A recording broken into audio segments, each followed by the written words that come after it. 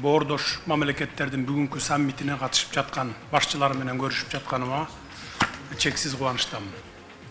Учурдан пайдаланып, сөзүмдүн башында урматтуу Шавкат Миромонович Мирзиёевди Өзбекстан Республикасынын президенти болуп кайрадан шайланышы менен чын дилимден дагы бир жолу куттуктаймын. Жалпы боордош өзбек элинин мындан ары өнүгүүсүнө албан ийгиликтерди каалайм.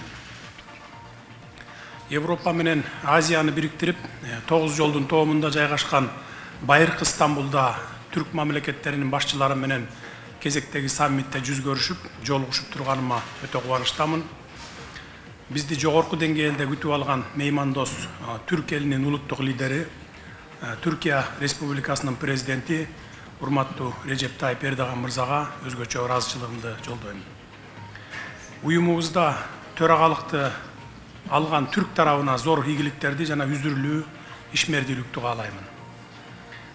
Түрк бир туугандарыбыздын түрк кеңешинин төрагасы гана эмес, түрк кызматташуусу боюнча бардык уюмдардын кыймылдаткыч күчү катары олуттуу демилгелерди ишке ашырышына жана маанилүү иш-чараларды өткөрөрүнө ишенебиз. Ошону менен бирге урматтуу Илхам Гейдарович Алиев мырзаны Азербайжан Республикасынын түрк кеңешиндеги төрагалыгын ийгиликтүү аякташы менен чын жүрөгүмдөн куттуктайм. Азербайжан төрагалыгы маалында ишин мыкты жүргүзүп, биздин мамлекеттер үчүн зарыл болгон демилгелерди жүзөгө ашырды. Ошонун негизинде бүгүн сыйлыкка ээ болдуңуз, сыйлыгыңыз кут болсун. Түрк дүйнөсүнүн ажырагыс бөлүгү болгон боордош Түркменстандын түрк кеңешине байкоочу мамлекет болуп киришине байланыштуу түрк дүйнөсүнүн биримдигине, ынтымагына өз салымын кошуп келаткан Түркменстандын президенти урматтуу Гурбангулы Мяликулуевич Бердимухамедовдун чечимин кубаттайбыз. Түрк тилдүү мамлекеттердин кызматташтык кеңешинин мамлекет башчыларынын 8-чи саммити түрк мамлекеттеринин эгемендүүлүгүнүн көз каранды эместигинин 30 жылдыгы белгиленип жаткан тарыхый жылда өткөрүлгөнү зор мааниге ээ экенин белгилейм. Урматтуу мамлекет башчылары, мен түрк кеңешинин ишмердүүлүгүн позитивдүү маанайда белгилейм. Анын дүйнөлүк коомчулукта активдүү таанылганын, түрк интеграциясынын эң башкы жана абройлуу платформасына айлангандыгын баса белгилеп кетким келет. Бүгүнкү күндө түркпа, түрксой, түрк маданияты, мурасы, фонду жана Түрк академиясы натыйжалуу иштеп жатат десек жаңылышпайбыз. Ошондуктан Кыргызстан түрк тилдүү мамлекеттердин кызматташтык кеңешинин аталышын түрк мамлекеттер уюму деп өзгөртүлүшүн толук колдойт. Бул чечим уюмубуздун мындан аркы өнүгүүсүнө, анын эл аралык аренада өз позициясын бекемдөөгө оң таасирин тийгизип, ишмердүүлүк чөйрөсүнүн кеңейишине түрткү берет деген ойдомун. Ушуга байланыштуу Кыргыз тарабы Казакстандын туңгуч президенти урматтуу Нурсултан Абишевич Назарбаевдин демилгеси менен даярдалган түрк дүйнөсүнүн көз карашы 2040 стратегиялык документин толугу менен колдойт. Ошондой эле аталган документ түрк дүйнөсүнүн келечектеги артыкчылыктуу багыттарын көрсөтөт жана жол картасы катары негиздүү ролду ойнойт деп эсептейбиз. Ошондой эле түрк тилдүү мамлекеттердин уюму саясий, соода экономикалык, маданий гуманитардык, социалдык гуманитардык маселелерди талкуулоо менен бирге өз ара карым катнашыбызды жана байланыштарыбызды көп тараптуу мамилелерибизди өркүндөтүүгө чоң мүмкүнчүлүктөрдү ачып, эл аралык аренада мыкты платформа болуп берет деп ишенебиз. Азыркы экономикалык каатчылыктан бири-бирибизге жөлөк болуп, бири-бирибизге колдоо көрсөтүү аркылуу гана чыгып кетерибизге ишеничибиз чоң.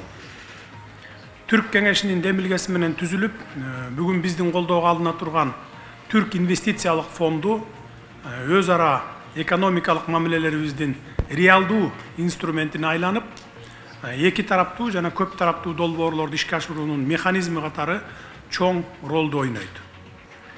Биздин мамлекетте түрк уюмдарынын жоктугун эске алып, бул финансылык институтту Түрк инвестициялык фондун Бишкек шаарында жайгаштырууну ылайык көрөбүз. Фондду Кыргызстандын борборунда жайгаштыруунун финансылык гана эмес, саясий да мааниси бар. Себеби Кыргызстан Түрк кеңешинин негиздөөчүлөрүнүн бири. Ал эми биздин кеңешибиздин негизги документтеринде тең укуктуулукту сактоого жана урматтоого чоң маани берилген. Андыктан Түрк инвестициялык фондун Кыргызстанга жайгаштыруу Түрк кеңешинин миссиясына толугу менен жооп берет. Урматтуу мамлекет башчылары, сиздерден Кыргызстандын бул багыттагы позициясын колдоп коюңуздарды өтүнөм. Урматтуу мамлекет башчылары, боордош түрк тарабы эл аралык аренада кызуу талкууларды жаратып жаткан жашыл технологиялар жана акылдуу шаар санариптик доордо темасын күн тартибине киргизгенин толук колдойбуз.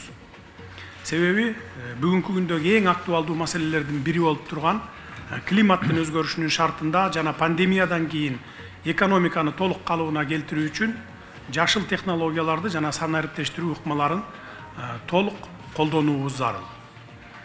Кыргызстан үчүн жашыл өнүгүүнүн эң маанилүү тиреги гидроэнергетиканын потенциалын толук ишке киргизүү деп эсептейбиз. Кыргызстан кичи жана орто кестерди куруу боюнча бир катар долбоорлорду ишке ашырууну көздөп жатат.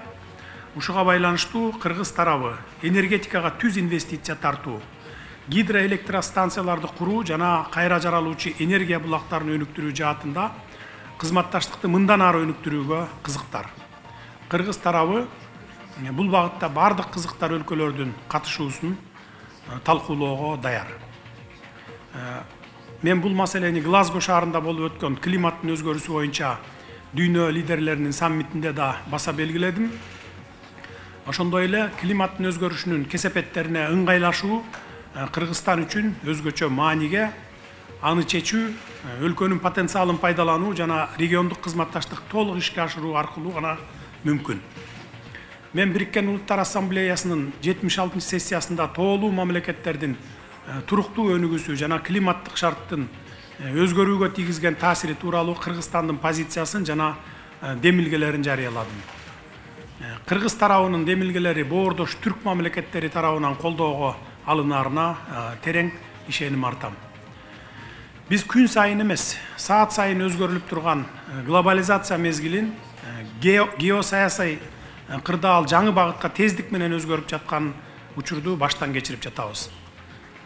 Дүйнөнү каптаган COVID-19 пандемиясы заманыбыздын эң опурталдуу кубулушу катары дүйнөнүн өнүгүү тенденциясын тең салмактуулукту өзгөртүп, анын кесепети жер шарына орду толгус жоготууларды алып келди.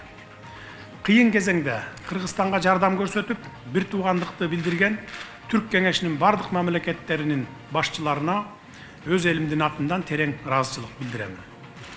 Урматтуу коллегалар, азыркы учурда дүйнөлүк геосаясий кырдаалда курчуп турат. Бул биринчи кезекте Афганистандагы акыркы айлардагы окуялар менен терең байланышта. Бул жагдай Борбордук Азия өлкөлөрүндө тынчсызданууну жаратууда.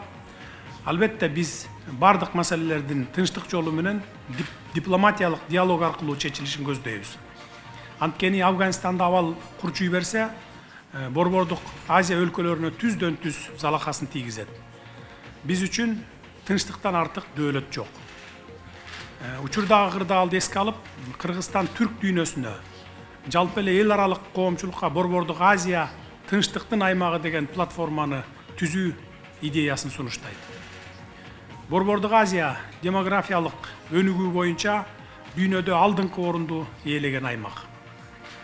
Ата-бабаларыбыз байыртадан тынчтыкта жана ынтымакта жашоонун принцибин сабырдуулукту жогору баалап келген. Биз аны жаңы кырдаалда ыйык тутуп, биздин аймакты тынчтыктын, бир туугандыктын, ынтымактуу коңшулардын аймагы катары көргүбүз келет. Борбордук Азиянын элдери эзелтен тынчтыкты сүйүп, жанаша жашоонун принциптерин баалай билген. Урматтуу мамлекет башчылары, ардактуу боордошторум, Кыргызстан түрк дүйнөсүнүн ажырагыс бөлүгү, Кыргызстан түрк дүйнөсүнүн ичара карым-катнашына, бир туугандык байланыштарына мындан ары да активдүү катышат жана түрк мамлекеттеринин интеграциялык процесстеринин өнүгүшүнө бараандуу салымын кошот. Биздин тарыхыбыз да, тилибиз да бир, ата-бабаларыбыздан кирээз калган насаатты ыйык тутуп, мындан ары да биргебиз жана биримдиктебиз. Биздин күчүбүз ынтымакта жана биримдикте.